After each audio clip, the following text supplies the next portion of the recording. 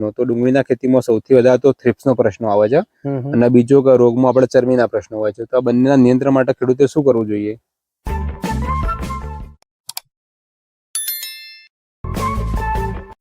નમસ્કાર ખેડૂત મિત્રો, આજે આપણે સિદ્ધપુર તાલુકાના માધવપુરા ગામની મુલાકાતે આવ્યા છીએ કે જે ડુંગળી માટે ફેમસ ગામ છે.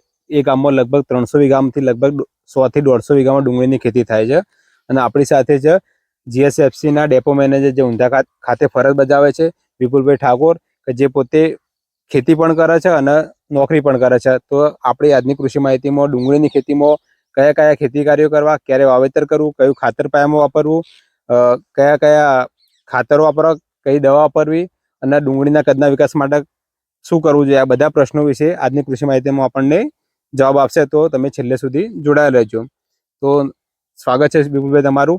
તો સૌપ્રથમ આપણે વાત કરીએ તો ડુંગળીનું વાવેતર જે પણ ખેડૂત મિત્રો કરે છે તો તેમને પાયામાં કયું ખાતર વાપરવું જોઈએ? ડુંગળીમાં આપણે શરૂઆતમાં તો જુઓ ને, એનું વાવેતરનો મેન ગણીએ ને ટાઈમ, તો જે 12મો મહિનો રહ્યો એનાથી લગભગ કહો ને 11મા મહિનાની 20 તારીખથી માંડી અને 12મા મહિનાની 15 તારીખનો જે ટાઈમ છે એ આપણા અહીંના વાતાવરણ પ્રમાણે પૂરેપૂરો અનુકૂળ. ઓકે. પછી આપણે જો ખેતર તૈયાર કરીએ એમાં આપણે NPK હોય, NPK સાથે તમે ગંધક લઈ લો, ટીકડી ગંધક. બરાબર. એ બે ખાતર પાયામાં તમે આપી દો. બરાબર. તો પાયામાં તમે NPK નો જે 12-32-16 નો ગ્રેડ આવે એ વાપરી શકો અને ટીકડી ગંધક આપી. બરાબર બરાબર. ઓકે. તો આ પાયાની વાત થઈ. પછી આપણે ડુંગળી લગભગ વાવેતરના 30 દિવસની થાય તો તેમાં પૂરતી ખાતર તરીકે કયું ખાતર વાપરવું જોઈએ? પૂરતી ખાતર તરીકે આપણે શરૂઆતના સમજી લો ને 30 દિવસમાં પહેલો ડોઝ અમે છંટકાવ કરીએ 19-19 નો. બરાબર. ઉપર છંટકાવ કરવાનો. બરાબર. પછી કદાચ વાતાવરણ અનુકૂળ હોય તો પછી કદાચ અલગ અલગ રોગ આવતા હોય તો પછી અમે મેગ્નેશિયમ સલ્ફેટ શરૂઆતના સ્ટેજમાં આપી દઈએ. બરાબર. 30 થી 35 દિવસ વચ્ચે. ઓકે. હા. બરાબર.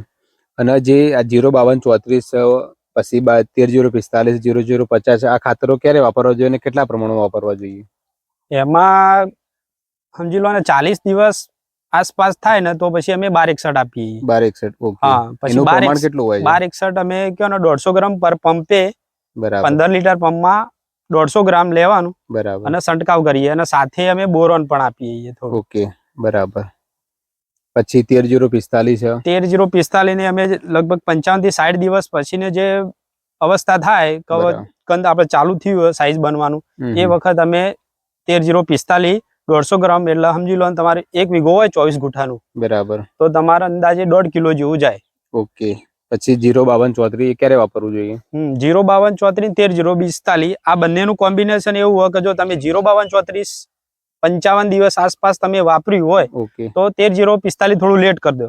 બરાબર. હા. અને જો 13-045 વાપરવાનું તો પછી તમારે 1261 વાપરી તો પછી તમે સીધું 13-045 વાપરે કહો. 052-34 વચ્ચે નાખવું હોય તો એ બે માંથી ગમે તે ના આપ્યું હોય તો જ નાખવાનું. બરાબર. હા. કેમ કે આપણે રેશિયો જાળવવા માટે ગમે તે યુઝ કરે કે. ઓકે. અને 0-050 નો ક્યારે ઉપયોગ? 0-050 છેલ્લા 20 દિવસ હોય પાકવાની. બરાબર. એ વખત તમે ડ્રીપ હોય તો ડ્રીપમાં તમારે 3.5 કિલો પર 24 ગુઠા વીઘામાં. બરાબર. એ તમે આપે ગો. અને જો છંટકાવ કરવો હોય તો 200 ગ્રામ પર પંપે. બરાબર. તમે છેલ્લા 20 દિવસ બાકી હોય ડુંગળી કાઢવાને એ વખત તમે ઉપર છંટકાવ કરે ગો. બરાબર. તો ખેડૂત મિત્રો આ વાત થઈ કે જે આપણે અત્યારે 19-19 ને જે 1 કિલોના પેકિંગમાં ખાતરો આવે છે તે ક્યારે વાપરવા જોઈએ તેના વિશેની વિગતવાર ચર્ચા. હવે આપણે વાત કરીએ તો ડુંગળીના ખેતીમાં આવતા રોગ જીવાતના પ્રશ્નો. તો ડુંગળીના ખેતીમાં સૌથી વધારે તો થ્રિપ્સનો પ્રશ્ન આવે છે અને બીજો કે રોગમાં આપણે ચરમીના પ્રશ્નો હોય છે. તો આ બંનેના નિયંત્રણ માટે ખેડૂતે શું કરવું જોઈએ? આમાં શું વાતાવરણ ઉપર અનુકૂળ હોય. વાતાવરણમાં જો વાતાવરણ બગડી જાય તો શરૂઆતના સ્ટેજમાં તમે આપણે સમજી લો કે ચરમીનો પ્રશ્ન રહેતો હોય. બરાબર.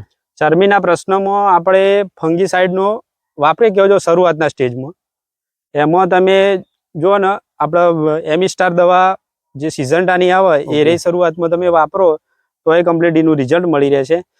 પછી બીજી વખત એવું લાગતું હોય કે વધારે ડોઝ હોય તો પછી તમારા બીજા કોઈ ટેકનિકલ એવા હોય કે જે એઝોસ્ટ્રોબિન પ્લસ ટેબુકોનાઝોલ એ બેનું મિશ્રણ હોય તો એ સારું રિઝલ્ટ મળી શકે. કેમ કે એક દવાનો તમે 2 વખત વપરાશ એક હાથે ના કરે કો.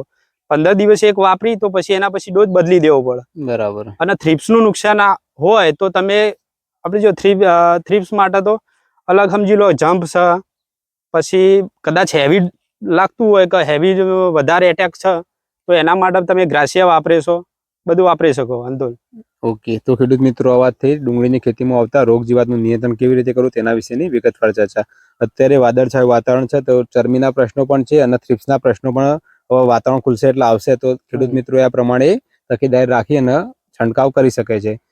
અત્યારે જોવા જઈએ તો માધવપુરામાં એવરેજ ડુંગળીનું ઉત્પાદન કેટલું મળે છે વીઘા દીઠ?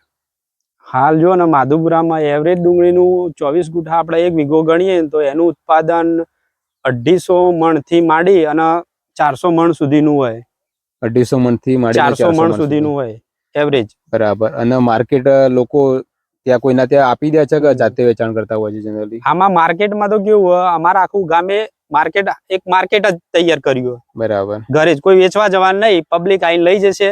પ્લસ કોઈ જે મેન આપણે સમજી લો કોઈ ડીલર હોય એ ઘરે આઈને લઈ જશે.